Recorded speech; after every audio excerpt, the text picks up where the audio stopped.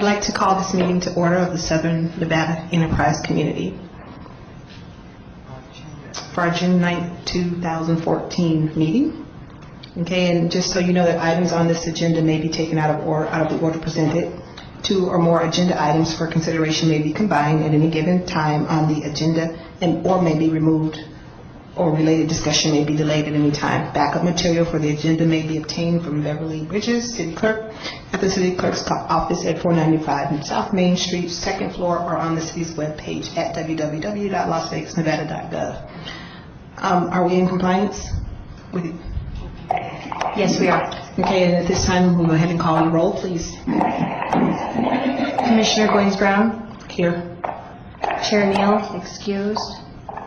Vice Chair Barlow, excused. Member Broom. Here. Member Hambrick. Present. Member Atkinson, excused.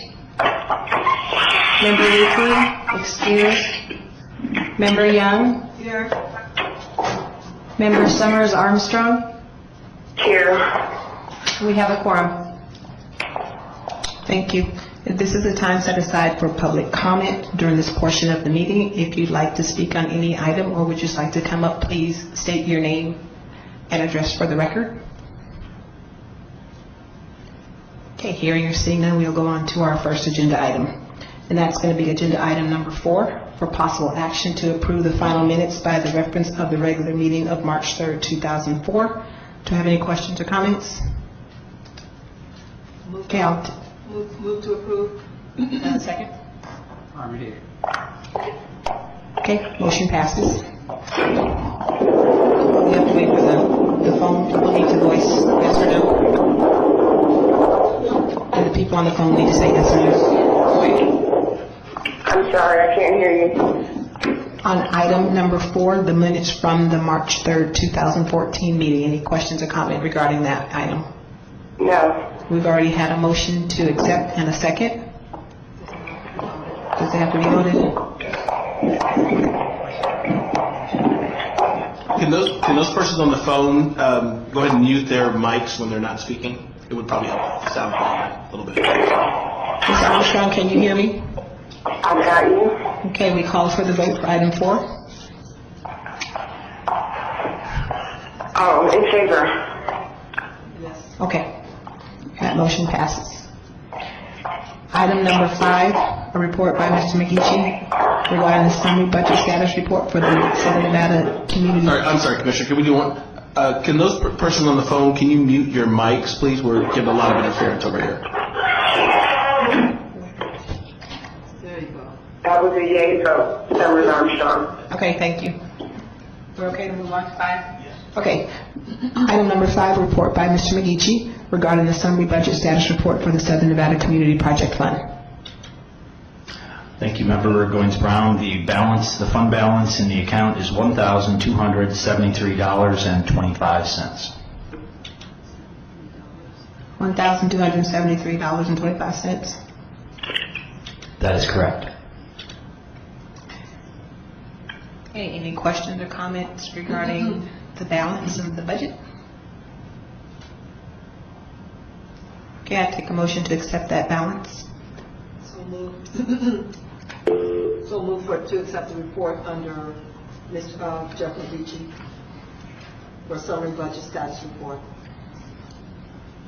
May I have a second?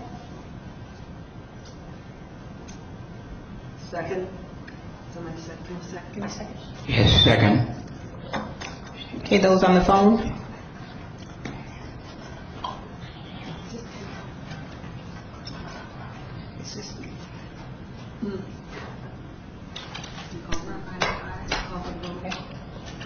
Yay.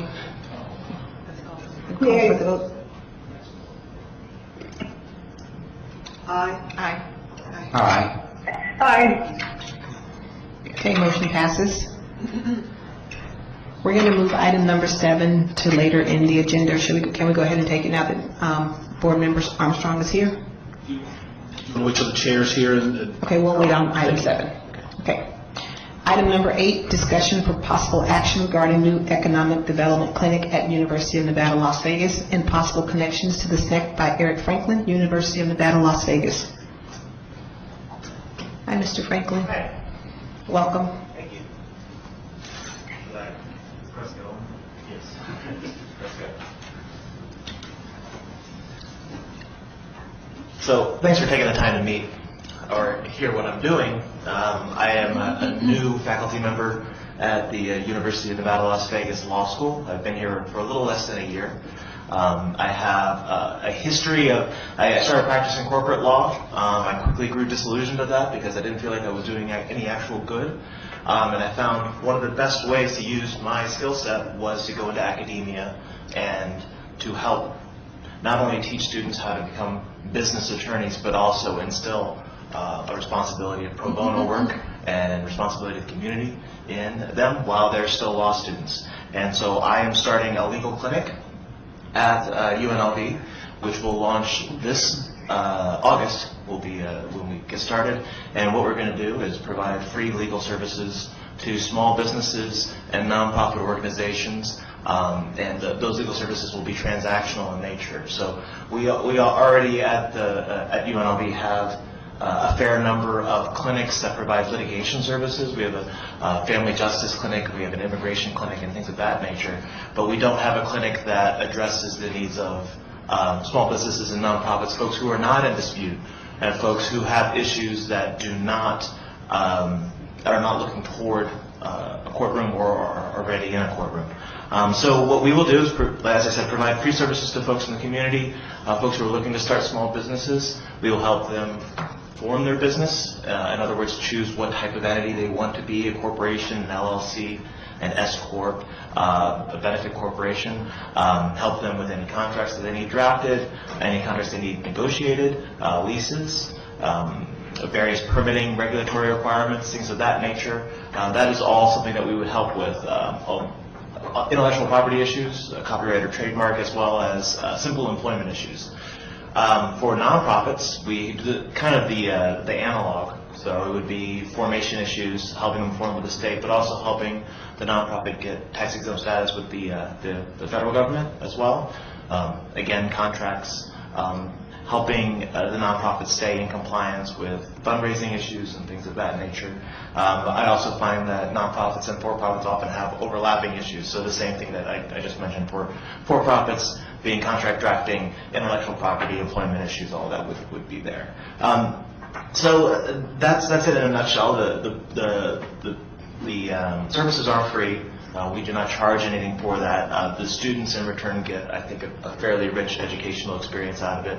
They're also getting credit, 6 hours of credit in order to, in the clinic, they get that. The trade-off for the free services is that things take a little bit longer. I take every opportunity presented to teach. So if the student goes down the wrong path, I don't just correct them immediately.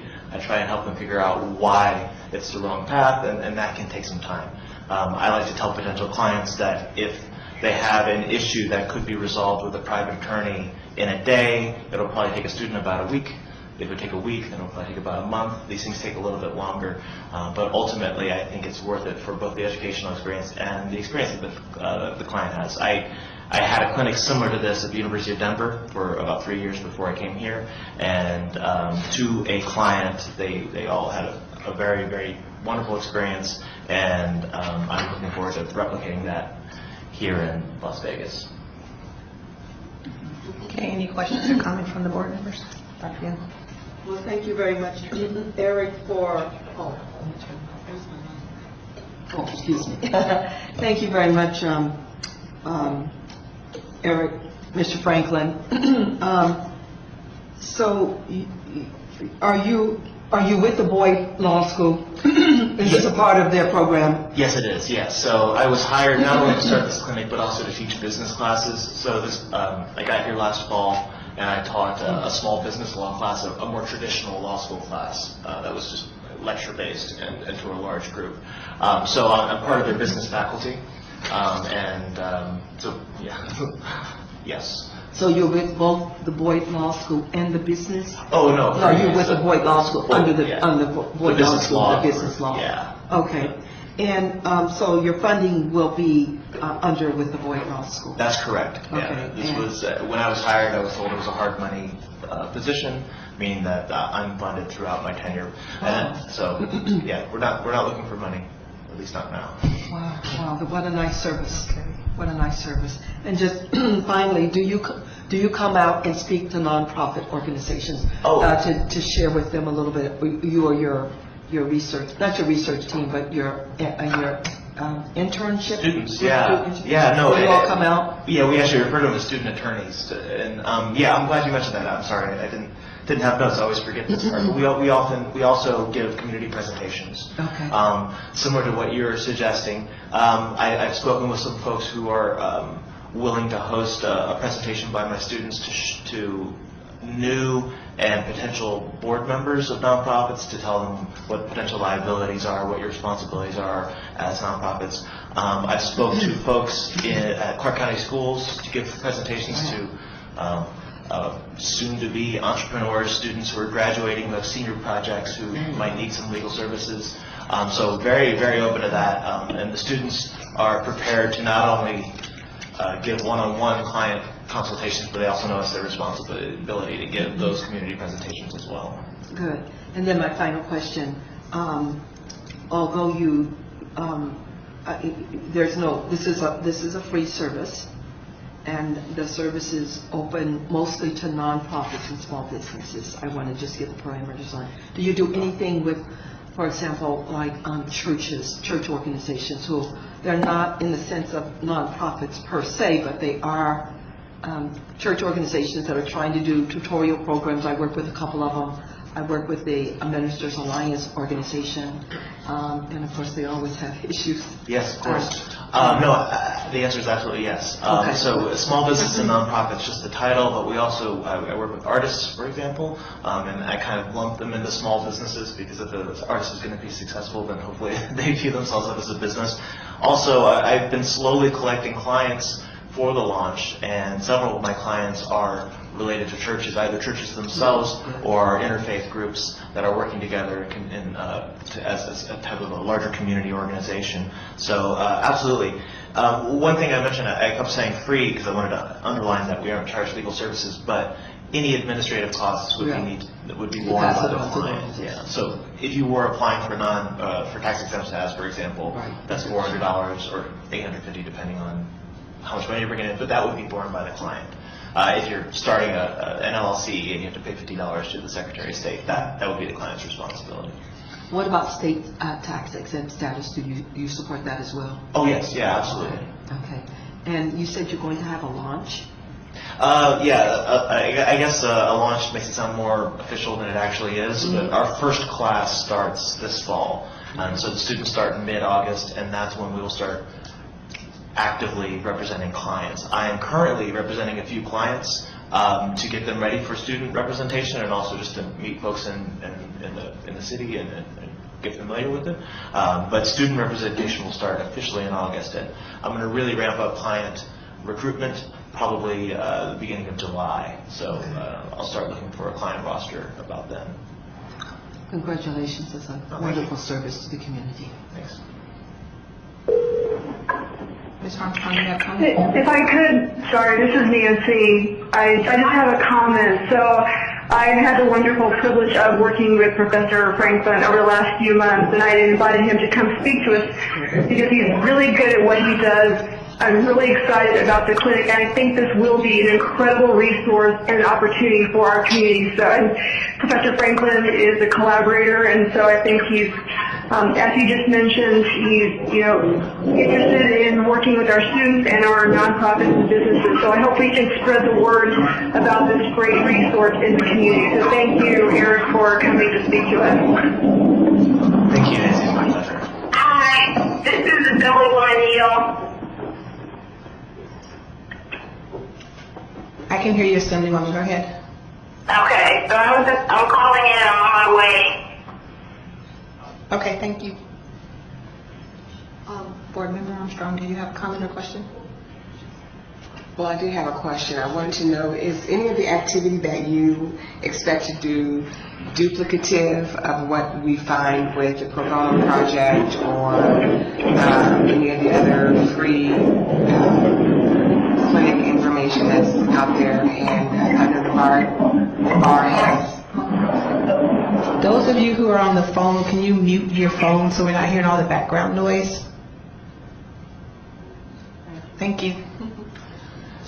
So yeah, I'm aware of that. I'm trying my best not to be duplicative. I've spoken with folks at Legal Aid and also folks at the State Bar, and as far as I can tell, the type of services that we're offering are currently not really offered by another provider. To the extent they are, please let me know, because the last thing I want to do is step on toes or be duplicative. Although, I haven't started client recruitment, but there's been a lot of interest in the community already, so I'm just taking that as kind of anecdotal evidence that it's a service that is necessary. But yeah, to answer your question more directly, I've spoken to folks who are providing transactional legal services for free, and right now, the type of services we're offering just don't really exist. There is some, I know Legal Aid does some work with nonprofits kind of on spot issues, but most of the pro bono work done in town is for litigation services. Any other questions or comments? No. Okay. If someone wants to get a hold of you, you have a number on the map, is this the number to call, or is there Better off with those shoe black. Give me those. Are you black? No, they're brown. Assemblywoman Neal? Assemblywoman Neal? Right here. You might not know. Assemblywoman? Hello? If you're on the phone, can you mute your phone?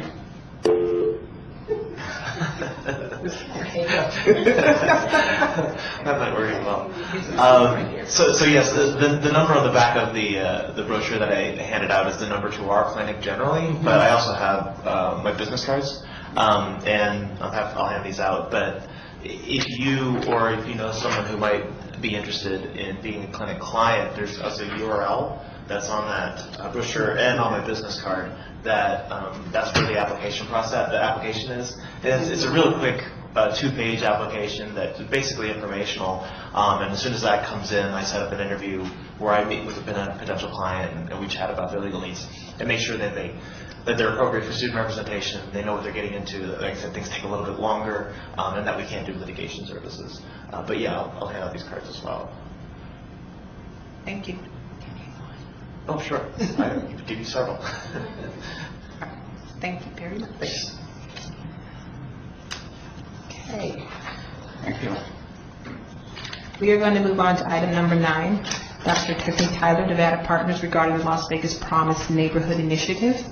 I guess it's evening. Good evening. Welcome. Good evening.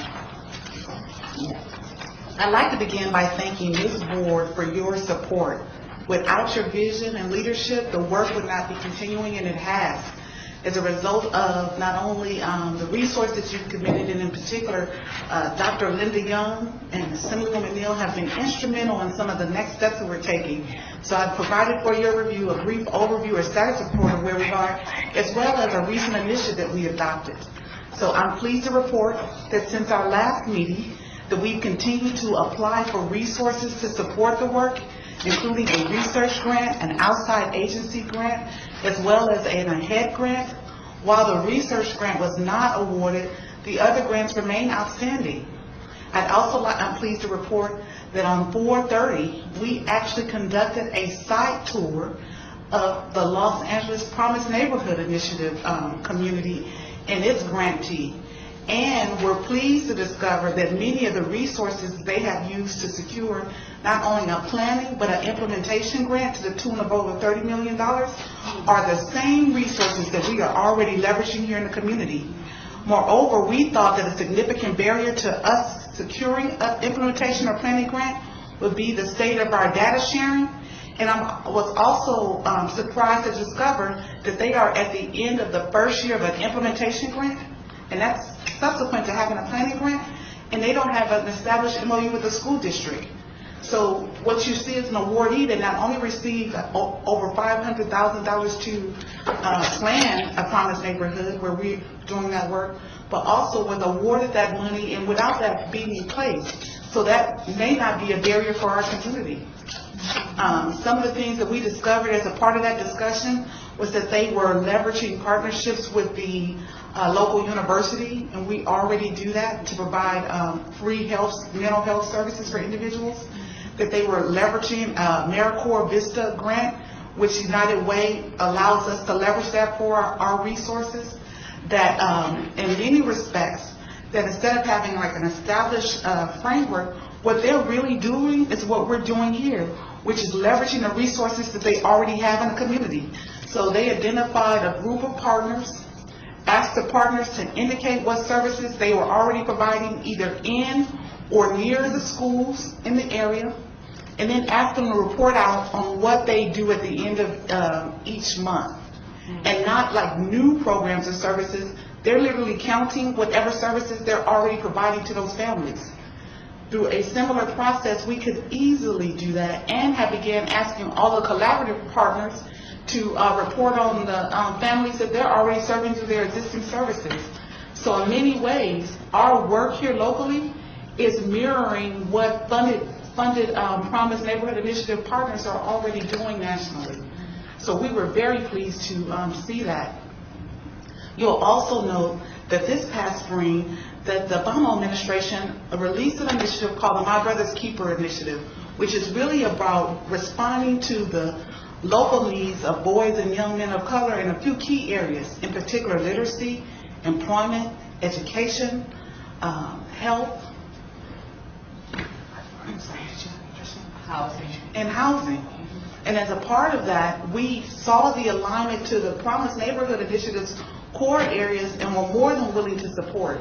And in support of that effort, just a few weeks ago, we had a soft launch program with support from this group. And I just want to again say thank you very much to Dr. Linda Young and Assemblywoman Neal, who sat in on every planning meeting, attended the coordination, and ensured that that happened on behalf of this board and the community. So thank you. We couldn't have done it without you. And in this upcoming weekend, or possibly next Monday, there will be a hard program lunch as a part of a summer series to provide targeted programming, not only in those areas, but leveraging what the community partners are already doing for our young boys. We are ecstatic. We are ecstatic. So we welcome you to attend the next launch meeting. We'll get a special invitation out to each of you. But know that your vision has not been lost and that the work is continuing. And it's as a result of the support that you provide. Any questions for me? I want to offer my apologies as chairwoman. I had a family emergency, so excuse my dress. I was completely like, what? Tiffany texted me, and I was like, I'm over at Quick Care. So my apologies, and Dr. Young.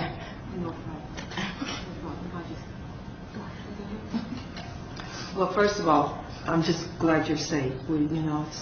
Sometimes we have so many irons in the fire and so many issues that come up, and the most important thing is to be safe and not rush too much and get here when we can. We understand, quite frankly. But I did want to say to Dr. Tiffany Tyler, she acknowledges all of us, but I'm going to tell you, this is one lady that works very hard to coordinate all of these components, and it's pretty massive.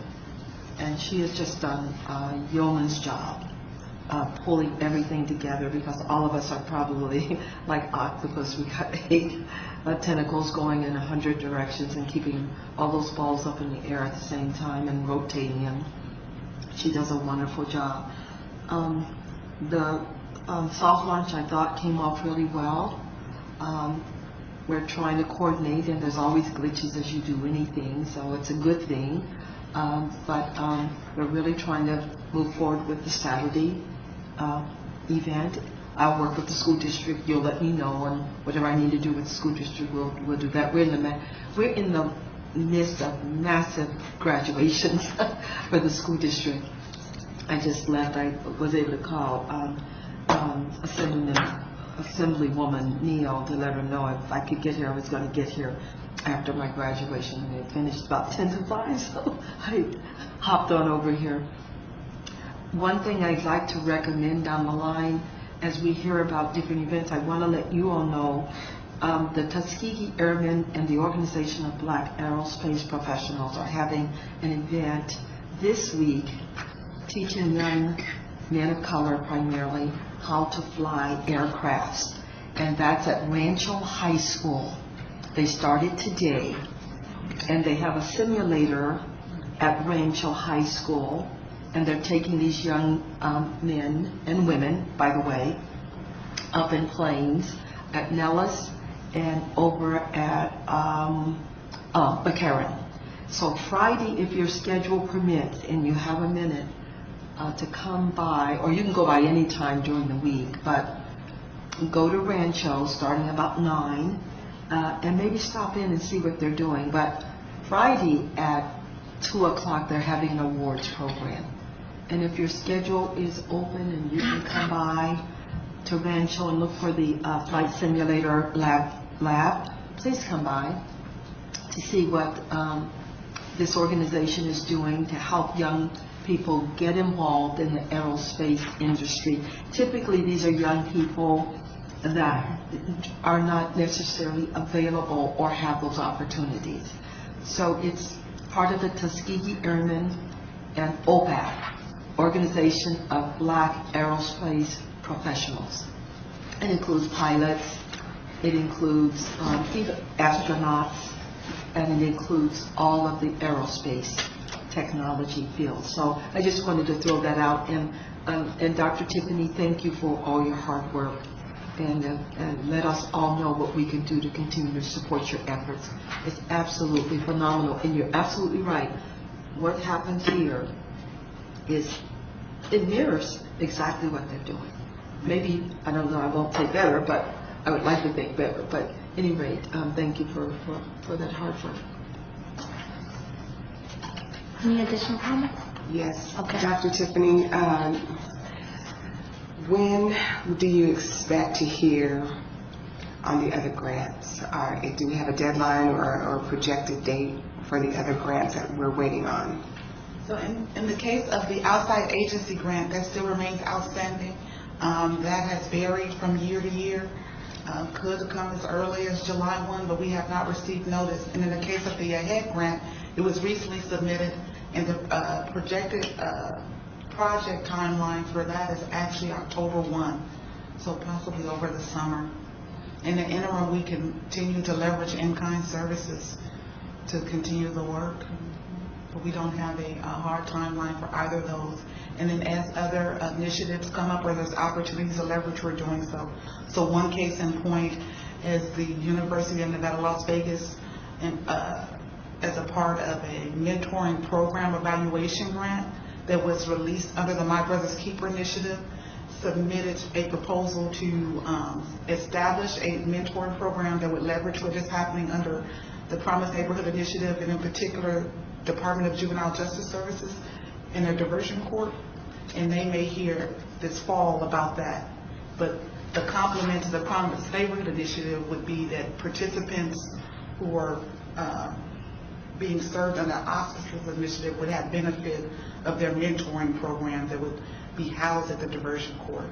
So another kind of in-kind contribution, but with a decided focus on making sure that any of those initiatives really align with the work or vision of Promised Neighborhood or My Brother's Keeper.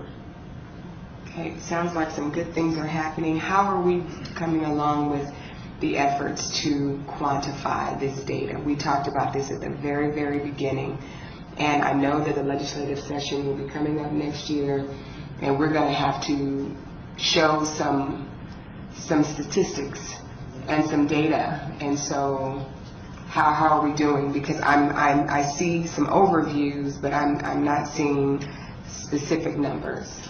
So that work is also progressing. Some of the things that have happened since our last meeting is that we convened with the Clark County Library District, reviewed their data management system, and they committed to adapting their system to include data points of our choosing. The week before last, attended a demonstration by the Library District, and they contracted with a consultant last week, and as a part of their contract, included some of the areas that we were talking about in their actual contract with that consultant. Additionally, there is a whole parallel process going with the infrastructure piece for the collaborative. So, and it's been a kind of tiered process. So we have began requesting, like, what is their existing capacity in terms of raw numbers for individuals, how many more they could serve with the resources, what the per participant cost is associated with that, as well as what are the defined outputs and outcomes that will come out of that work. So in the case of the outputs, please list all of the actual services that you will provide, and then what you think the outcome might be. As an initial pilot, we're doing it just for the My Brother's Keeper pieces to see how the summer works, but on June the 27th, are having a mandatory sub-recipient workshop where we're beginning to work on the capacity building with each of them. And as a part of that process, have tiered them with direction from Assemblywoman Neal in terms of capacity. And the capacity piece will include not only the fiscal administration, but also data management and grant reporting. Phyllis Hargrove, which is a liaison at the Department of Housing and Urban Development, she has committed to even doing site visits for each of the partners to see where they are in terms of even physical capacity, like having an address, location, and things of that nature. So we're excited that even that piece is moving forward. The other piece to that is we recently had a commitment for Las Vegas Promise, Dr. Sonia Horsford's organization, where they dedicated their coordinator to establish a database for us. And she reported that she has completed the piece of identifying or noting all of the partners there, and today was moving on to inputting the output and outcome piece that we collected by hand at the last meeting. Okay. I was proceeding. One more question. Do we have a relationship with the school district on Very this? strong And relationship. how was the data? Have you identified the data that you want, and are you receiving that data? So, three things. So one is a very strong partnership. As a matter of fact, they now have staff committed. Not only is Dr. Young continuing to attend and support, they dedicated staff on the administration to attend, and then assigned us recently to a academic manager who attends the meetings. They, I believe at the last meeting, provided data on SNEC participants in the district, and those numbers are what in census tracts are what went into the data that we provided to the library district. So there will be overlap between what they identified as the students in households and what we're collecting on. We're working on continuing the identification of data, because when we had our conversations in terms of data sets, we didn't have the right people at the table to answer the question on what are you collecting and what can you share. So one of the elements that I'm responsible for, that I'm finally getting back on track to do, is the data sharing agreement that's supposed to exist between everyone.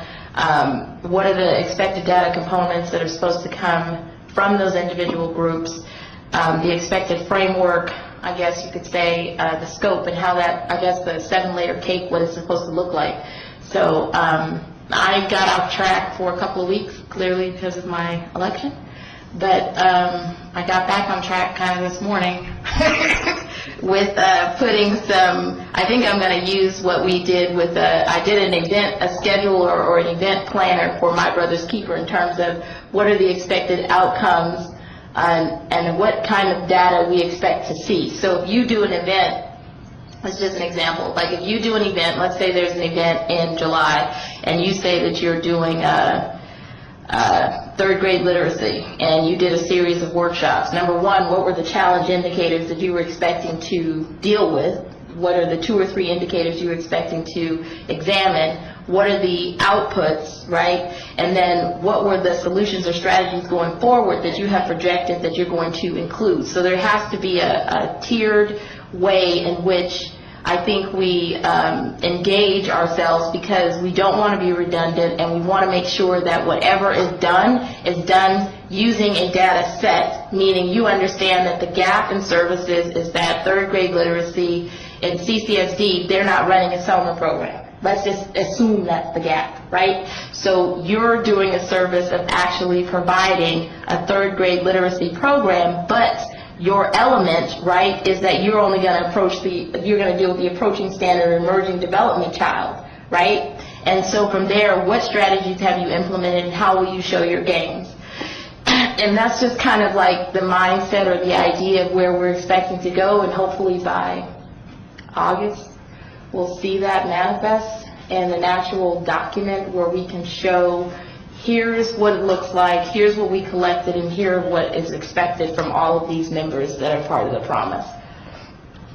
So just to conclude that discussion or support that piece, the data that has been collected to date is the organization, its type, its service type, the age demographic of the population that they are serving, and then what they envision as the actual outcome of that. That's what has been collected today, and we can provide that information. I appreciate it. Thank you. This was very important to me. I wish that I had more freedom to get into the nitty-gritty, but, you know, I have a job. But you hold us accountable. Well, and that's I don't want to be, you know, too pushy, but you know, you see over time when you don't have quantifiable data, people ignore you. They don't honor what you're doing because we're so statistic and number driven. And I think when we're trying to do good, we just have to do good, but also do good in a way that we can report how we're doing good. And Assemblywoman Neal is absolutely leading the charge and supporting that vision. I saw her scrapping in here earlier. I know she's charging. And Dr. Young has been instrumental in bringing the district to the table in ways that not only are they present, but like working lockstep, hand in hand to move the work forward. It's been invigorating. Thank you. Very proud. Thank you. Just as a follow-up, we will work with Dr. Tyler and Assemblywoman Neal because it really is, your point is well taken. If you don't have the data, the baseline data and the incremental data analysis as well, you're right, it doesn't either it doesn't show your growth, or it doesn't show where you're going to go. So the district is committed to making this work. Rick Baldwin did that whole analysis so we can make sure, you know, in terms of identifying where each student lives and their baseline information in terms of their academics, and then even the data information on, you requested information about students being suspended, expulsions, dropouts, all of that, as well as students. We want to carry it further in terms of students not only who graduate, but students who move on to further education. So we want to follow that all the way from preschool all the way through past PK, past 16, I'm sorry. Okay. Thank you, Dr. Tyler. So we're going to go and jump to number 7. Let's get that out of the way. Mr. Medici? So does everybody have, if we deal with 6 and 7, does everybody have the projected schedule that we think we want to do before legislative session after August? Or we want to table that for next meeting? I would suggest that we go ahead and make a motion to consider the schedule as is. It's just every other second Monday moving forward from August, similar to the same way we schedule right now. Okay. So I want to make a motion to stick with the current schedule where it's every second Monday. Does anybody have any objections to that motion after August? Aye. So no? Second, that's a motion. So, okay, sorry. I want to make a motion to accept, to select our current meeting schedule for September 2014 to August 2015, which will remain as every second Monday at 6 o'clock. We need to change it to 6. Can we change? Okay. 5:30, because that's the motion. 5:30 p.m. every second Monday. Can I get a second? Second. Okay. So all saying aye? Aye. Aye. All right, motion passes. So just agenda item number 7, discussion for possible action for officers for SNEC board for August 1st through 2014 through July 31st, 2015. I'm chair, so that's clearly up if somebody wants it. Vice chair is Councilman Barlow. Who's our secretary? I don't think we have one, right? We do not have a secretary. We So we have a just- treasurer, and that is Dr. Young. Oh, okay. So, and that's our third position. We just have 3, treasurer, vice chair, right, okay. So are there any, in regards to selection of officers for SNEC for August 2014 and July 31st, 2015 for chair? I suggest that we keep you as chair, Woman Neal. Are there any additional comments or motion on that? I'm second. I'm second. Okay, so there's a second. Any Second. comment? Oh, okay. Yeah. So we want to keep me? Awesome. Okay. Council, so all saying aye or? Aye. Aye. Vice Chair, Councilman Barlow. Anyone interested in taking that position? Or we want to keep Councilman Barlow? He's not present, so. I don't think so. He's not present, so I don't know when he will be. So what do we do? He's not here. You can either elect him as your vice chair, or you can select one of the other members if someone has another nomination for another member.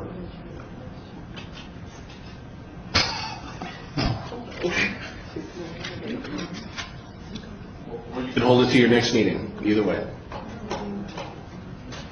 Let's hold it to the next meeting. It seems like it's under debate. Are you interested in a councilwoman going? They're I pressuring would like to her. nominate her. So you're teaching jobs. No, 2 jobs, and I'm going to school. So let's hold it I'll to be done next. with school in November, so. Let's hold it. Let's hold that position until next meeting. Let me think about it. Okay. What about? All right. So let's go to treasurer. Dr. Young, would you like to keep the treasurer? But I'll keep it. We have the same $1,100 we had a year ago.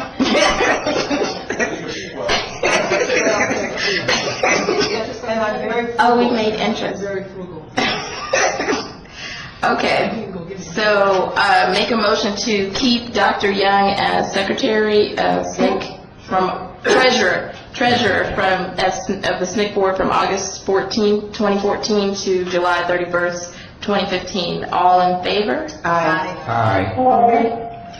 So, okay, so we're done with that. It's botched, but done. Okay, so can we just move to really quick, because this is going to be really quick, and then I do want to do Ms. Schuman, but I think agenda item number 12 will go really fast.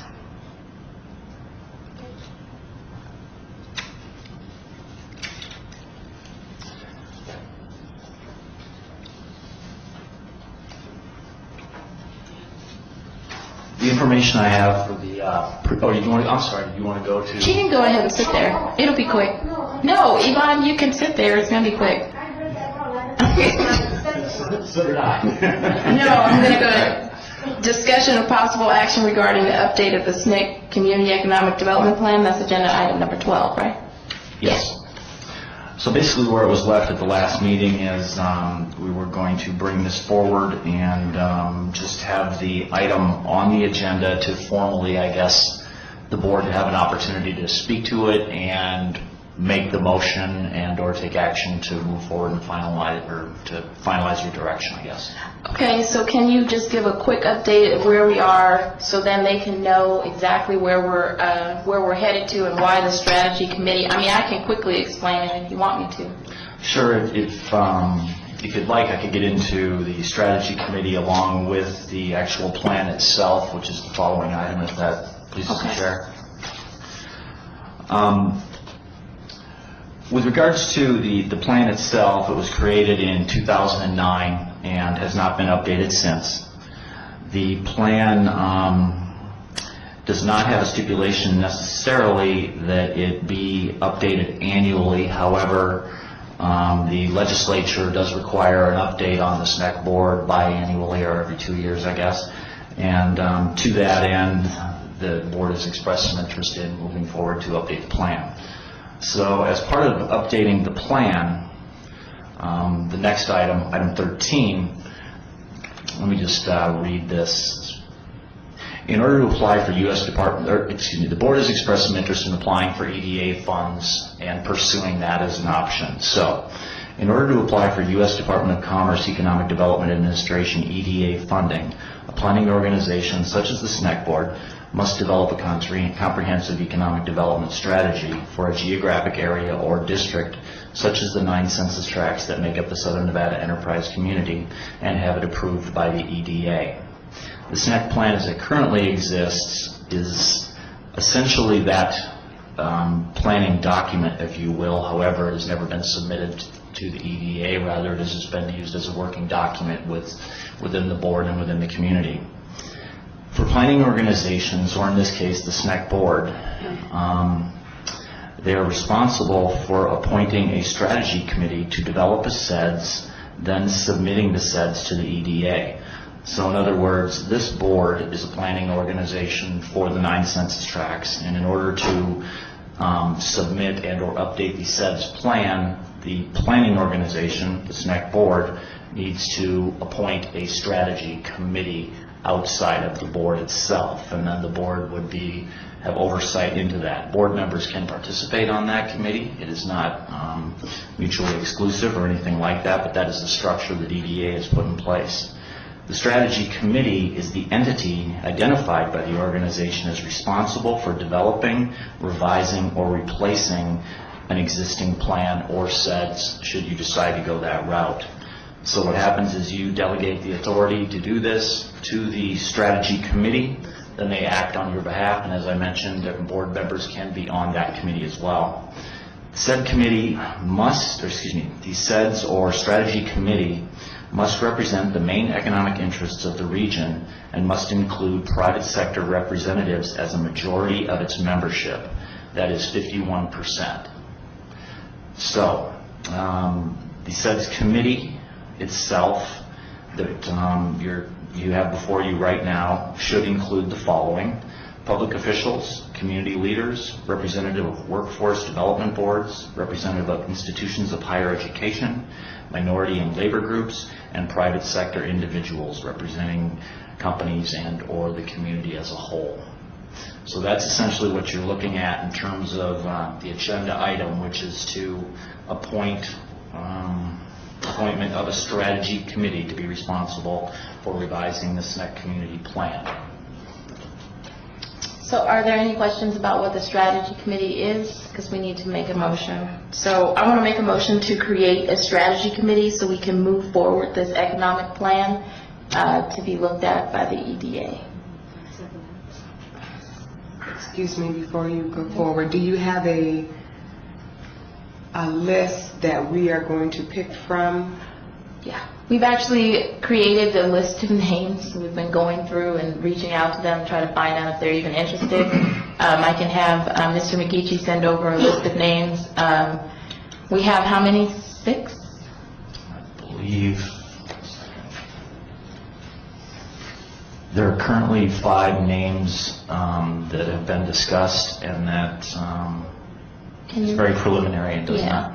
Go ahead. Yeah, read them off, just so you can Okay. get an idea of who Sure. we're looking at. Cornelius Eason, Ken Evans, Frank Hawkins, Brian Maddox, and member Summers Armstrong.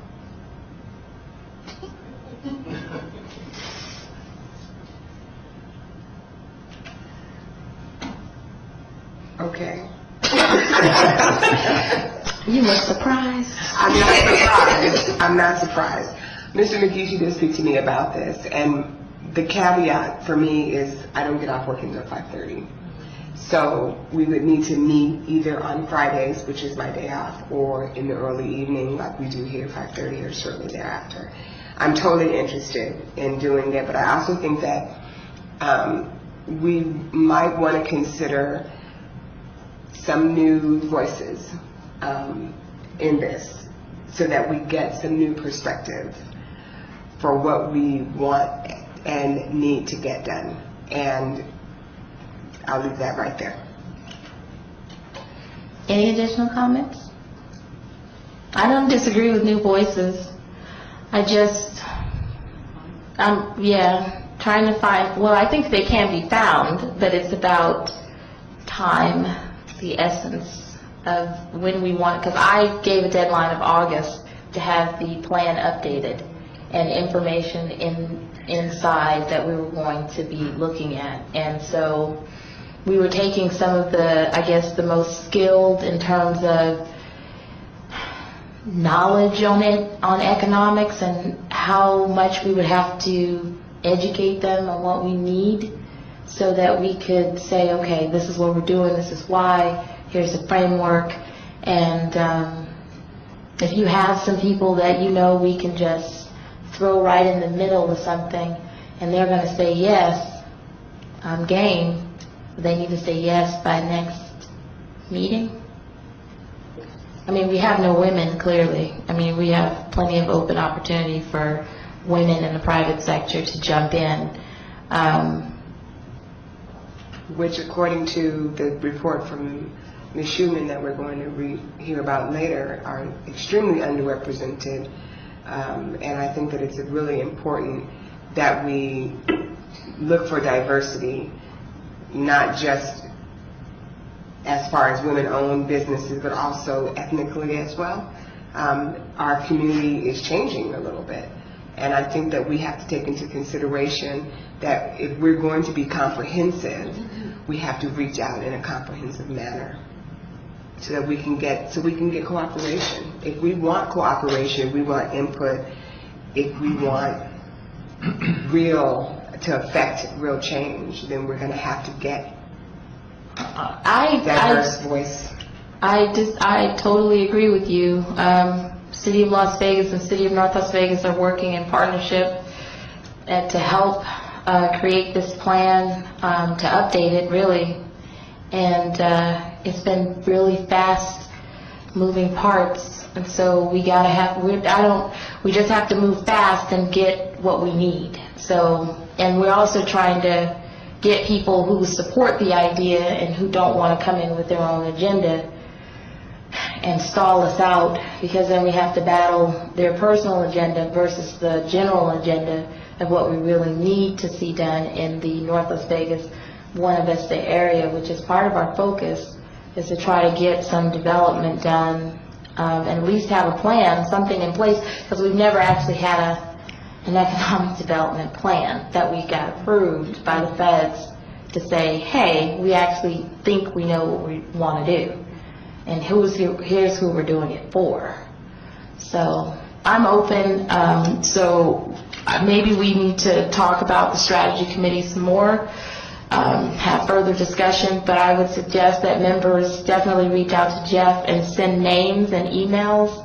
And if you can, reach out to the person who you're interested in and kind of talk to them first and find out if they're interested, so it makes Mr. McGeechy's life easy to reach out to them and say, hey, somebody selected you, and they're like, who are you, and hang up on them. So we find out, so just kind of do the footwork and then we can move from there. So I would say if you can come up with somebody in 2 weeks, that would be awesome. I don't think that we need to stop at this point. I think the motion can go forward. Yeah. That's just a suggestion. I was going to say, Madam Chair, what Okay. you could do is you could form the committee today, and then you could, at the next meeting, actually put the members together. At the Okay. next meeting, if you'd like to do that. Okay, so, question? Is this, would this, hold on, put my mic on. Would this, strategy committee be an ongoing committee? Would this be a committee that, it's not seasonal, and then It's probably just an ad hoc committee, I'm assuming, until you actually get the strategy in place. get the And once strategy, once the okay. strategy is put in place, Okay. then you disband the committee. then you're disbanding? Okay. All right. If I may, with regards to this, yes, Mr. Scott is correct, but if the plan were to be approved, then a plan of this type is reviewed by this committee annually, and then it just needs to be updated, and a report is submitted to the EDA, just giving them a progress report once every year. And then if it was indeed approved, then every 5 years you need to submit a new plan or a completely revised or updated plan. But it would be, if it is approved, then it would be an ongoing committee. Okay. Second your motion. I think I need to restate the motion. Okay. So mine is, okay. So I'm going to restate the motion. So the motion is to appoint a strategy committee that will help us develop or revise the economic development plan. That's the motion on the table. Can I get a first? It's a first, right? Or am I asking for a first? You're already. All right, I'm making the motion, so can I get a second? I feel second. All right, so is there any additional comment in regards to appointing a strategy committee and then later having the discussion on what those members would look like? Yeah, add to it. We're okay with that? Okay, so all in favor? Aye. Aye. Okay, motion passes. Thank you. So now we can move to agenda number 10 and 11. Ms. Schuman?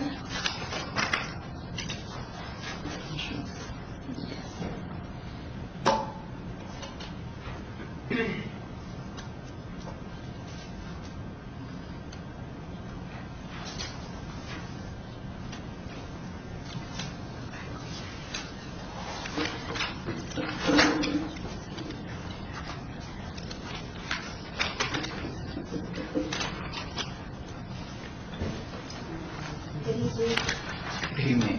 Good evening, Madam Chair and board members. Good evening. I hope this is not too much old repetitive stuff, as it's been around for a while. So if you find that it is, just give me the move on signal, and I'll move on to other stuff that you might not have seen before. Nope, let's see.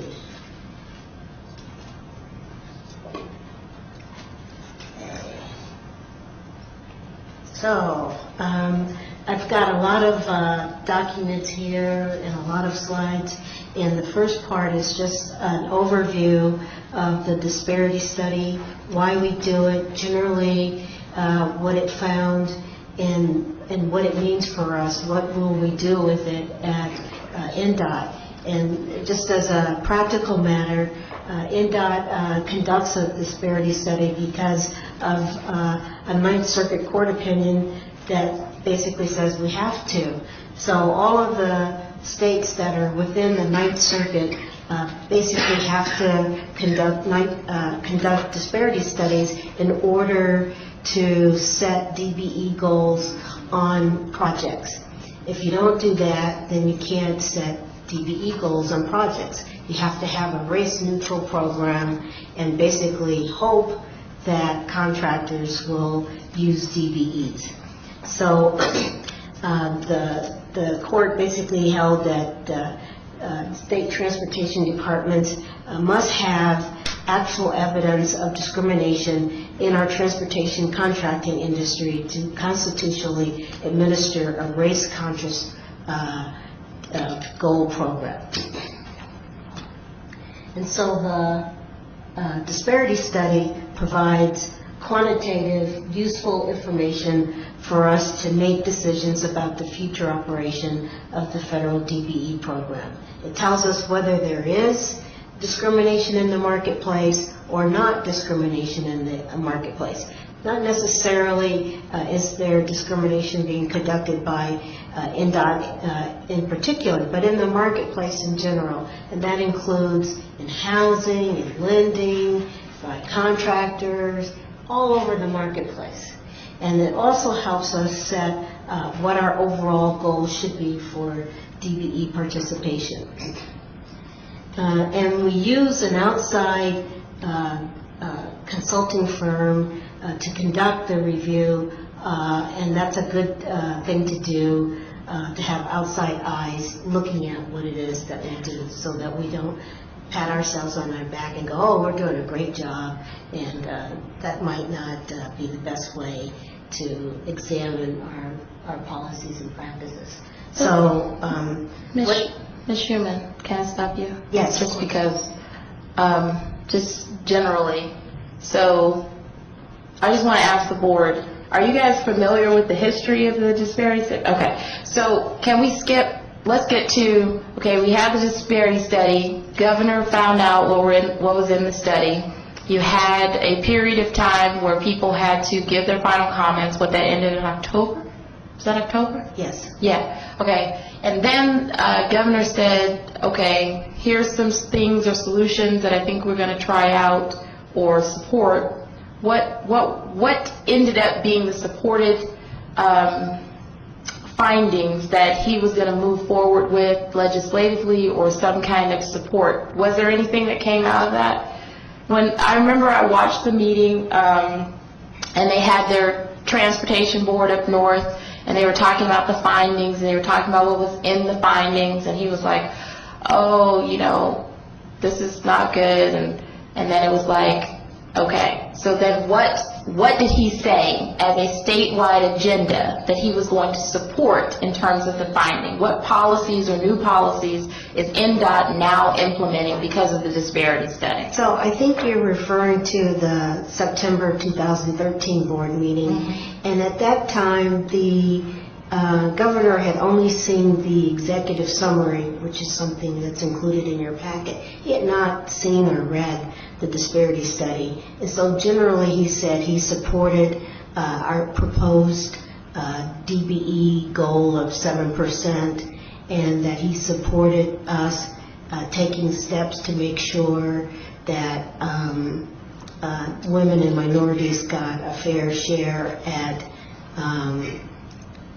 contracting opportunities. It really wasn't anything very specific because he hadn't seen or read the actual disparity study. So it wasn't anything very specific. Has he read it since September?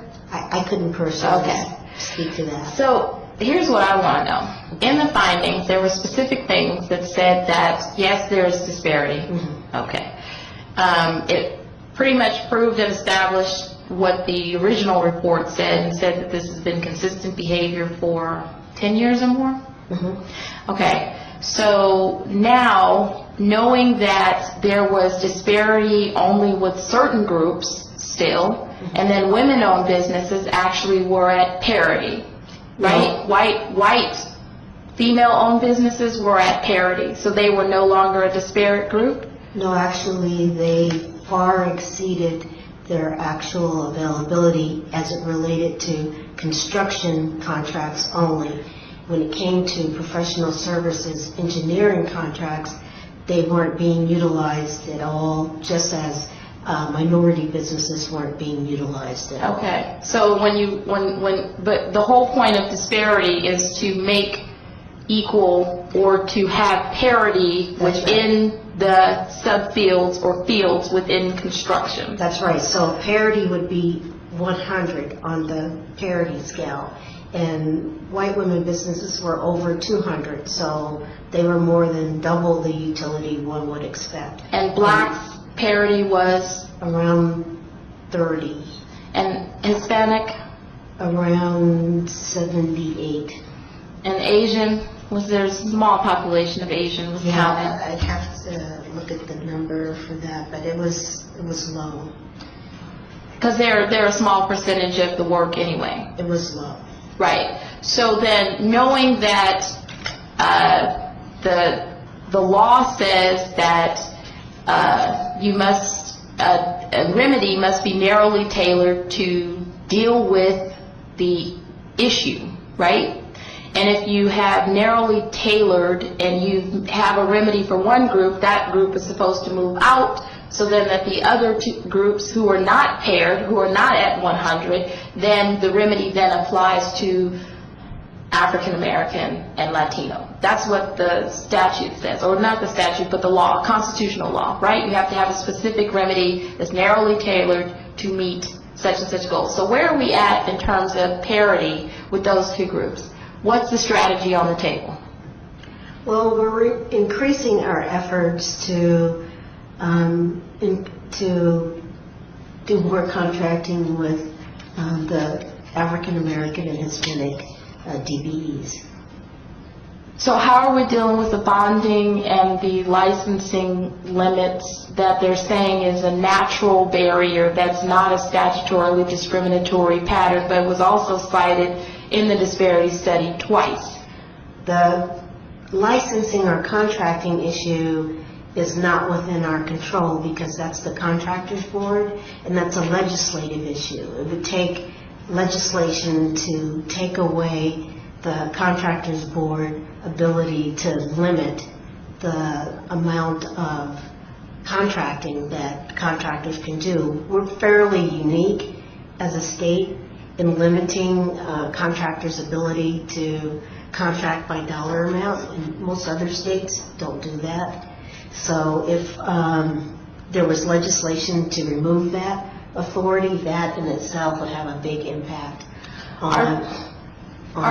Sorry. Go ahead. Are there any conversations that are being had from director to contractors board about that specific remedy and how it's been cited a couple of times as an issue? Not really a couple of times. It's in both disparity studies where we've paid over $100,000 in order to tell us exactly what is impacting and impeding people from working. I couldn't answer that. I don't know. Okay. Yeah. I'm just wondering. I don't Well, know. I do have legislation related to that. So on the bonding issue, we held a 5 or 6 week bonding education workshop. I guess it was last year. And we didn't have very good attendance. I would say on average about 15 to 20 small businesses attended. And of that, not many were minority businesses. And we advertised to all of our DBEs through our e-blast mail system. And out of that workshop, we had 2 small businesses who actually either got new bonding or increased bonding as a result of their participation in that program. And we're going to try to do it again, and we're going to reach out to our DBEs again and encourage them to attend because we think that it works. We believe that it works, but they have to come to the program. And we were not successful in getting them to attend. So this 5-week course, is it an all day? No, it's like maybe an hour and a half, 2 hours in the afternoon, like 4 to 6 or something like that on a Thursday or a Wednesday. And it's over at the Urban Chamber over there, that's Stella Lake. Stella Lake. Is there any way to compress that? Do you think that the number of weeks required to go through this training was a prohibitor? Because I'm thinking about my life and I'm thinking to myself, that's 10 hours, I get that, I can agree with that, but 5 weeks, if I have my own business and that's my livelihood, that's a big commit, even though it might help. And then you get to the thing, well, it may not help. Yeah, because of the history of what's been going on. Is there any way to compress that to a 1-day crash course on a Saturday? I don't know. We did think about it a lot in terms of, do we do it all day? Do we do it in the morning? Do we do it in the evening? You know, we were very concerned about what's going to work for them, because we know these are small business owners and they don't, you know, they have to do everything. So they don't have time to go during their lunch break or whatever, and what's going to work. And after a lot of discussion, that's what we came up with. We're certainly not opposed to polling people again and trying to figure out what will work. And that's what we came up with last time. And we're not opposed to polling people and seeing what they would come up with. It worked for, you know, that group, but we didn't get the attendance that we had hoped for. It worked for the group that showed up, and we want to do it again. We believe in the program. We think it's helpful, and we're definitely interested in doing it again because we think it works. So you've been here a couple of years, more than that actually, and I'm sure you've talked to the Urban Chamber and the Latin Chamber and others whose job it is to have their finger on the pulse of this community that is underserved, horribly underserved. Why? Why is it that people aren't clamoring for these classes to get increased bonding, to get advantageous things in order to help them get more business? I went to a meeting at Doolittle before the contracting came out for the reopening of F Street, and I saw small businesses there, people who I know have businesses, and then afterwards I heard from the Las Vegas Pavings and others that none of these people contacted them afterwards to talk about contracting opportunities. Why not? Do people not believe that this is going to help them? Are they resistant? Can they not afford it?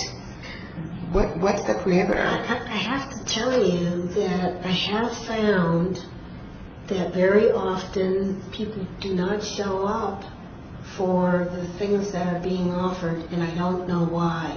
And then I'll have the people who are offering these opportunities come back to me and say, well, we waited all day, nobody showed up, and things like that. So one of the things I'm going to talk about, and I guess I can jump to it now, number 11, is that we're partnering with some contractors to do a community forum where we're inviting people, the DBE community, people who are looking for jobs in the construction industry, to come have an open community forum, not to talk about what's wrong, not to talk about why they aren't getting contracting opportunities, not to talk about why they aren't getting work in the construction-based trades, but to talk to us about solutions. What do you think it's going to take for you to get those contracting opportunities? What do you think it's going to take for you to get the employment opportunities? How can we work together to make those things happen? Because over and over and over again, I hear the union guys saying, we had a testing day for people to take a test to get into the apprenticeship opportunity. We told everybody about it, and 2 people showed up. And we told everybody. Well, we can't get people, and then they complain that they can't get into the apprenticeship program, and they can't get the job because they haven't gotten into the apprenticeship program. So I don't know. So, Ms. Sherman, this is what I want to know, though. So, because I have the same frustration, but when we say everybody, is it the same old community people that really don't share information necessarily outside of a certain arena, and so it doesn't go beyond their household, and so it doesn't get to the 22-year-old or 23-year-old who actually really would try to do that? And because I'm running into, because here's the thing, I've been walking I don't know, 3 months now, 2 months.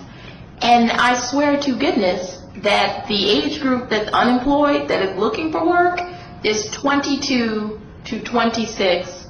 And they're like, I don't know where a job is, and I don't know what to do, and I don't know where to go. And so I think it's hitting the wrong people, because and it's kind of like this circular thing where we keep pushing the same issue to the same people, and it's not getting to the people who actually need it.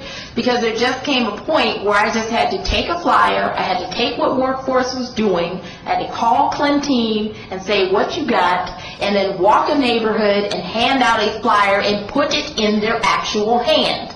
I walked a track meet and put it in their hand. And I said, this is what it is, this is what it isn't, this is the age group, this is what you need to have, and take advantage for it. And I just think that there has to be a point where we get it out to the people who need it. And the people who are complaining, saying I don't have, and y'all ain't doing nothing for me, true. But there are actual people of color who do want to take advantage of it. And I'm just wondering, because it's been like 10 years of the same exact thing, and I think the part of it is the trust. There is a lack of trust. There is a lack of, I don't think this is going to be real. I don't think they're really going to do what they say. Just because you have Las Vegas paving at the table doesn't mean they're going to give me a job. They're going to give it to the select minority who they would like to give it to. They'll give it to the Latino over the black. They'll give it to, the Native American over the black. Whatever. But those consistent arguments have always been there, right? Yeah. So we have to get to a point where we're saying, okay, here's the argument, here's the strategy to overcome the argument. Not only can I prove that I put it in your hand, I can prove that you had your licensing, you had your bonding, you had everything correct. So here's the opportunity for you to show up there. And that's when, if Las Vegas paving doesn't meet the goal, right, makes the false promise or whatever, then that is when the action is supposed to occur. So I just think that there's a different strategy to get to where we need to go, so that we can stop hearing people didn't show up, because there's too many people out of work. And that's great. I will do anything I can to work with you to get the information to the right people. I am not bound to any particular group of getting the information out. If you know that there are different outlets or different people to get the information to get the word out, you just tell me, and I will get the information to you and whoever else you tell me to. I want to get the word out. I'm tired of hearing that we gave it to the people and they didn't show up. And Las Vegas paving, let me tell you, they tell me all the time, we met the goal, why are you bugging me? And they were meeting the goal a certain way, and I'm not going to speak to how they were doing it. And one day, I made them see how they needed to change. And I did it. If you look at the last page of your report. I don't have that report. What happened to the digital report? We don't have it. No, hard copies. I'm very sorry. Do you have it in your PowerPoint? Yeah, I'll pull it up. I thought everybody had this, and I apologize. But we were just kind of like, well, we know the issue. Okay, let me show you this. I'm just Madam Chair, moving before she leaves, along. can we make sure we sell the form? Oh, Councilwoman Goings-Brown, I think somebody on the phone. Can we check? is Nancy still on? Nancy, you still on the line? I'm very sorry. I'm just running along thinking everybody has what I have, and Ms. Schuman, we're trying to make sure we still have a quorum.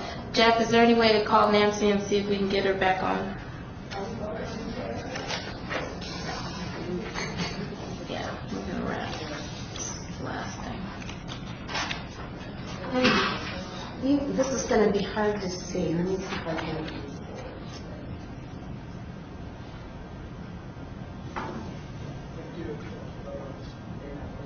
Yeah, we're not, there isn't anything that we're going to be voting Yeah, on. this is informational only.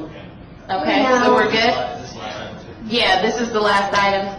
So, Las Vegas Paving was always telling me how they meet the goal, why am I bugging them? Mm-hmm. And I said, take a look at this. This came out of the disparity study, but it was buried in there. So this is public information, but you won't see it presented quite the way I'm showing it to you today.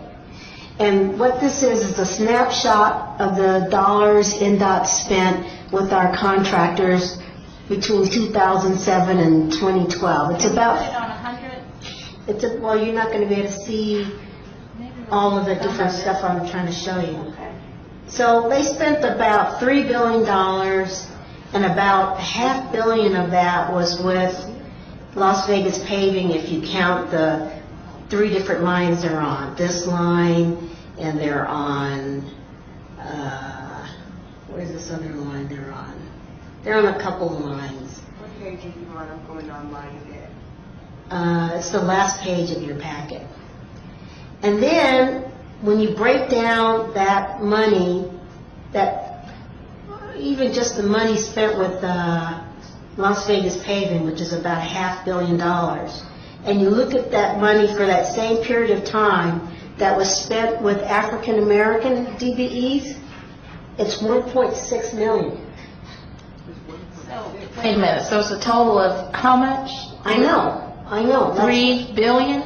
No, 3 million? Half a billion with LVP for that period of time, and during that same period of time, 1.6 million. 1.6 million. And this was for a year? No, it looks like 6 years. Between 2007 and 2012. So for 6 years, there was $1 million spent with African American businesses? 1.6. And then for Native American, it was 642,000? That's right? Pardon me? Those numbers at the bottom, the sum of the total dollars spent? Yes. And then for Hispanics, that's 48? 48 million. So why is there such a significant spend with Latino community versus African American? Well, we're not even making that comparison. Yeah, but I want to know. Well, I mean, there's an issue, period, but there seems to be, I say it's the minority of choice that you want to use or work with.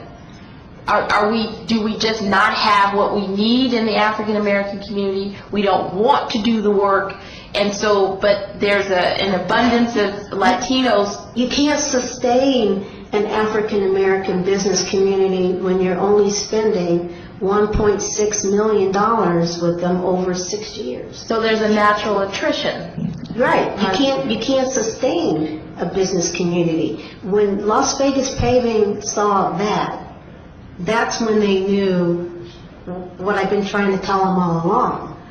We got a problem. So would you say that because of the lack of spending over that period of time, theoretically, you naturally lost a lot of right, that there was business. a natural just decision, I will no longer put myself through this process because I'm not going to get it anyway? No. They went out of business because they couldn't sustain themselves. You can't stay in business. You can apply.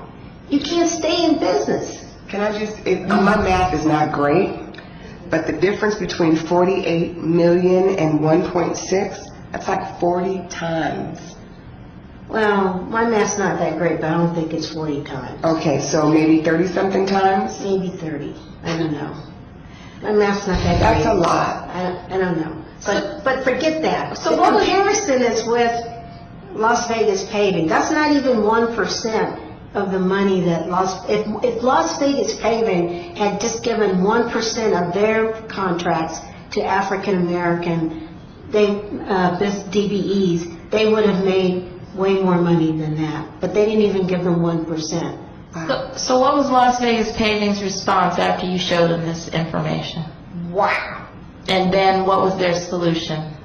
They said, we got to do something. And what is the doing something that they're doing? Starting with, let's do this community forum and find out what can we do, how can we do it. And who are we accessing? Are we accessing the businesses that went out of business who could have participated? Because how do we get it, how do They're not we... starting any new businesses. They're going to work with the DBEs that are there. They're going to work. But you don't have, but if this is all the money that you spent in a 6-year period, if there was any traction to be had in the 90s, if there were any businesses that were able to do the work, they're out of business now. Yeah, but we still have some African American DBEs, and they want to work with them. Okay. But they can't work with the ones that are gone, and they're not going to start any. But I'm just wondering, do they have enough of the DBEs that are doing the work that they need done? Going to find out. Going to find out. What's the timeline for this, Ms. Schumann? Well, the meeting's going to happen August 6th. So as soon as we nail down, we've got 2 different locations that we're going to have to confirm in the next week which one it is. Once we know that, we'll start getting the media, the publication, the flyers and stuff to go out. You, of course, will receive personal invitations, and we need your help getting the word out to, the businesses that need to be there. And they need to be DBEs who are involved in the highway construction business. So we're not looking for, janitorial businesses per se. We're looking for people who can pave roads, who can do electrical work in the highway construction. Horizontal. Yeah, horizontal, not people who build houses, and not people who do residential landscaping, but who can do construction landscaping on highways and stuff. And if you know companies, businesses who can do that, even if they're not DBEs, encourage them to become one so that they can get this kind of work. Because that's what they're going to try to do, is use them. What about, I know a woman who called me, she had a flagging company, she kept trying to bid, she didn't get a bid. She still has her company, but one thing that she does not have in place is her insurance, because she said, I can't keep paying my insurance and I'm not getting the jobs, and that's really, really expensive. And I said, well, here's the question. If you got an opportunity, could you find the money to get your insurance back? I said, because clearly you're going to need it in order to do X, Y, and Z. And I sent her over to Ken, and I said, sit down and talk to her, find out what she needs, and so we can figure out a plan surrounding this issue. And I mean, there are a lot of people who are like, I'm half whole. You understand what I'm saying? Like, I have a part of what I need, and I'm trying to do this, and I'm trying to keep my foot in the door, but I don't have it all, but I need to sit down and be able to say that and not be discounted. Right. You understand what I'm saying? Right, I do. And that's real. Right. Are we going to turn those people away if they show up at the forum and treat them like, well, you're not really established or ready to do this work? But the circumstances of the environment has created their condition. Do you understand what I'm saying? I do. So if the environment has created the condition, you have to have an ability to help them be whole. And they cannot just walk out of the door and say, if I have 75%, work with my 75%. And a lot of times we say, I can't work with your 75%. Well, it's an NRS requirement. They have to have insurance. I get it. So, the insurance is really not that expensive. So the thing is, if she gets the work, then at that time she still has time to go out and get the insurance.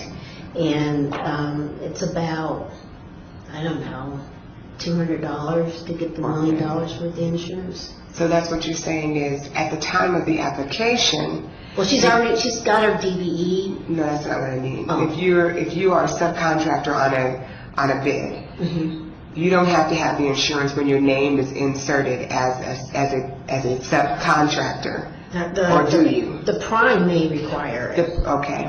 And the DBE supportive services allows the prime to say, okay, you need to go get it. That they allow the prime to offer supportive services to say, we'll give you so many days to go get it, or we'll help you go get it, or something like that. They don't have to be hard line and say you need it before you give me your quote. Then is that clear to the primes that they have this kind of leeway? Because I'm concerned that, again, environment causing an issue. If the primes are requiring the insurance at the time that they're submitting their packets for review and bid, and then that's a 3 or 4 month process. Now you've got this person spending $300 a month for a maybe. Oh, no, not $200 a month. That would cover a whole year, so they may pay $20 a month for $1 million umbrella policy. You had to pay it up front. When I had my business, it was you had to pay it at the time. So that you understand what I'm saying. Are the primes clearly aware that if they've got a solid sub, they can let them ride until they know for sure? As you can imagine, some of them will say, yeah, I know, and some of them will tell you, no, I didn't know that. So, we're constantly trying to educate them, and that's an ongoing process of educating the primes to make sure they know that there's a lot of things they can do to help the subcontractors. Part of the good faith effort requirement is that you need to work with the DBEs to help them be able to get this work. And so that's why sometimes when they don't meet their DBE goal commitment and they undergo a good faith effort evaluation and they are rejected, that would be one of the reasons. Well, did you help them do this? Did you help them do that? And they're like, no. Well, that's why we're rejecting your good faith effort because you didn't do those things. And that's when they go, oh, well, we didn't know that. Well, that's why. So they learn it one way or another.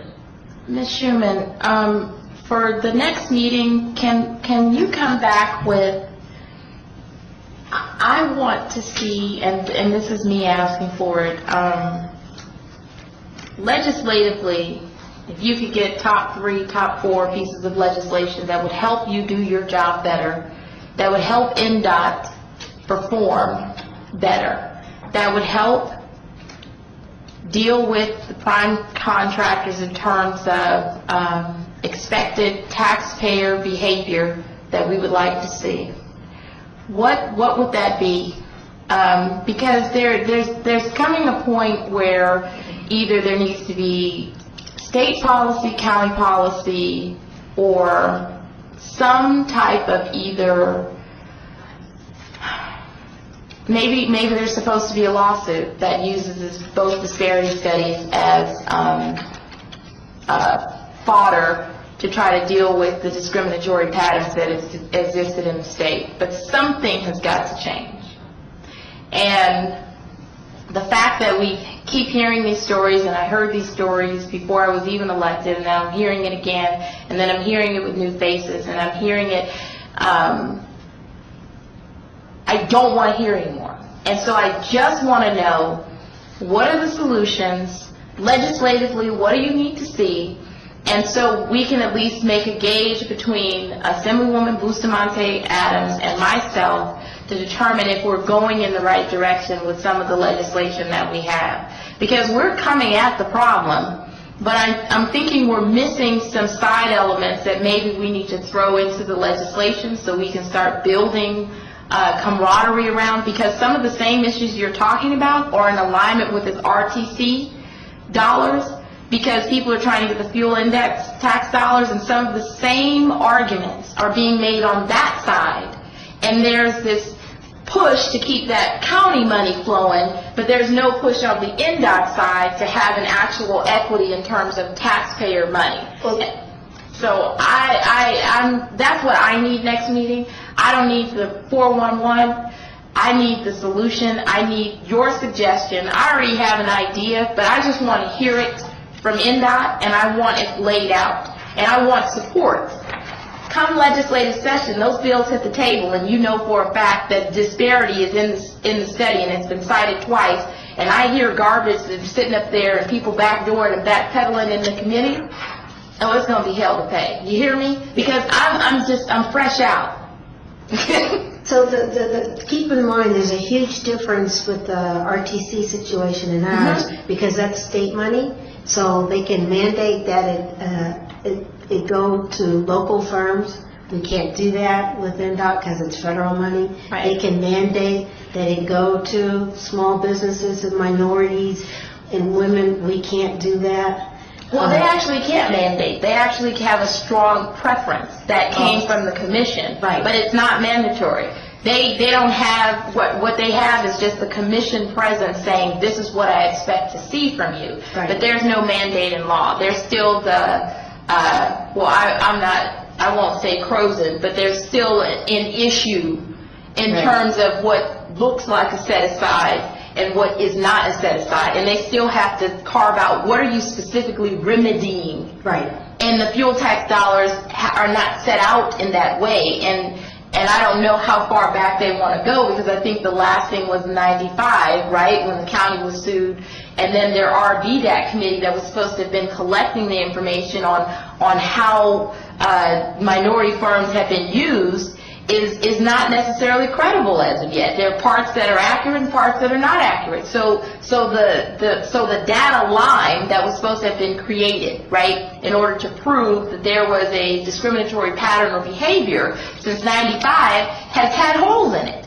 And we're trying to fix the holes in the middle and say, hey, I know I believe strongly, and you can't believe anything strongly. You have to believe it legally, and then you have to prove it statistically. So we're sitting here, me and Irene, going through this, listening session and sitting there trying to figure out how do we get to the end goal and get the barriers out the way and stop people shoo-shooing so everybody can eat at the table. And that's all we're looking for. We're not trying to close the door on Las Vegas paving. We're not trying to, take anything away from anybody. We're trying to have some level of equity where everybody gets a chance to sit there. And we're tired of certain groups being denied access for ridiculous reasons that may not be legal or discriminatory barriers, but we know it exists. Nobody's walking around, nobody's crazy. You know what I'm saying? You can't keep saying that, oh, well, the pie didn't have the right ingredient, and you've known it for 10 years, you keep eating the doggone pie saying ain't no sugar. You got to be kidding me. You understand what I'm saying? It just comes a point where you're just like, are you going to keep saying there's no sugar and don't nobody have no sugar? Or are you going to put it in the pie? You know what I'm saying? That's what it's like to me. It's something that's so simple that you're just like, why are we going round and around about what you already know? And then you try to make me act like I'm crazy because I keep telling you what it is, and you're saying, well, I don't think that's true. They just don't really want to work. They just don't really keep showing up to the meetings. Well, hell, you beat them down for 15 years. Why would I show up to the meeting? I'm weary. I'm tired. I don't want to come. I don't even know what you're going to do to me this time. You're probably going to say no, and then what I'm supposed to do. You know what I'm saying? What do you do when you've been told no 25 times? Do people keep getting back up and getting told that? Because the answer is no, they don't. They stay at home. So that's where I'm at with this. So we can close this discussion out and you come back with something that makes sense, and if director needs to come, then he needs to come. But I'm telling you, if I win tomorrow, it's on the table. And I'm coming with the same stuff the last time, and I'm coming with a lot more energy than I had the last time, because I am not playing this game come 2018.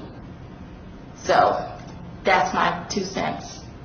I appreciate your candor. Well, yeah, but 2016 we're hoping on right now. So I do have some good news. Let's see.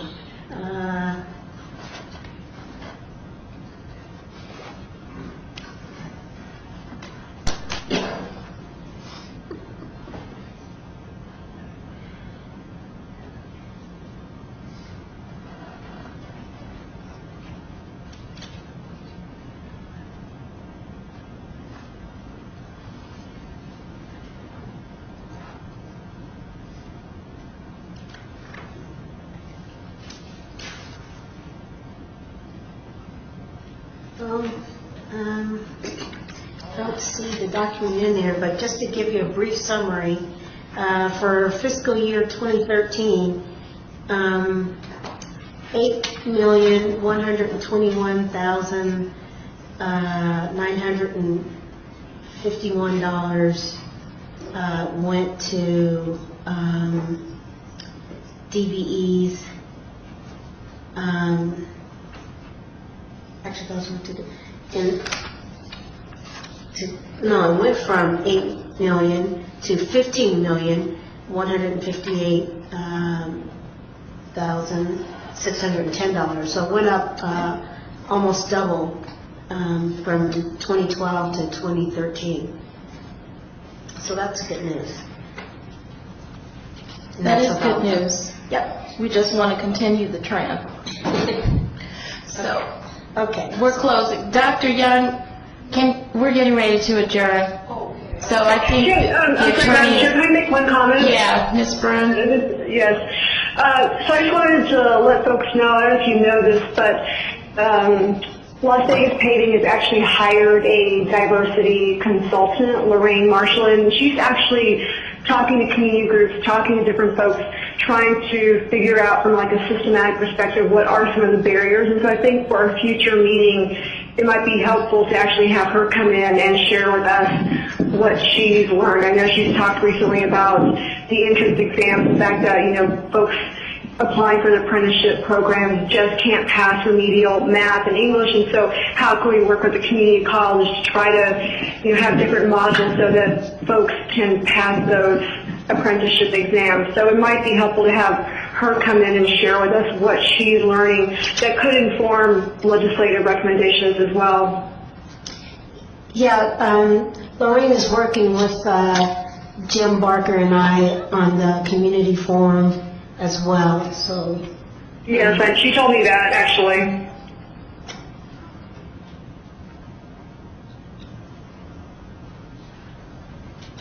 Okay.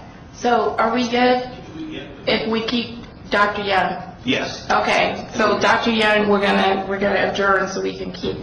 Thank you, Ms. Schuman. Thank you very much. So public comment? Okay, go ahead, Jeff. If I may, I'd just like to state that Ms. Schuman went out of her way to get me a proposal that was supposed to be delivered to you. Due to some, I take full responsibility for not getting that to you in hard copy. It is available on our website. We're doing some transitioning in how we handle this, and in the future, we'll make sure you have all hard copies for everything. Okay, thank you. All right, so is there anyone here for public comment for agenda item 14? Any citizens who want to come to the table? Okay, seeing none, we're going to move to agenda item number 15, which is adjournment. I'm going to make a motion to adjourn the SNEC meeting for today. Can I get a second? Second. Okay.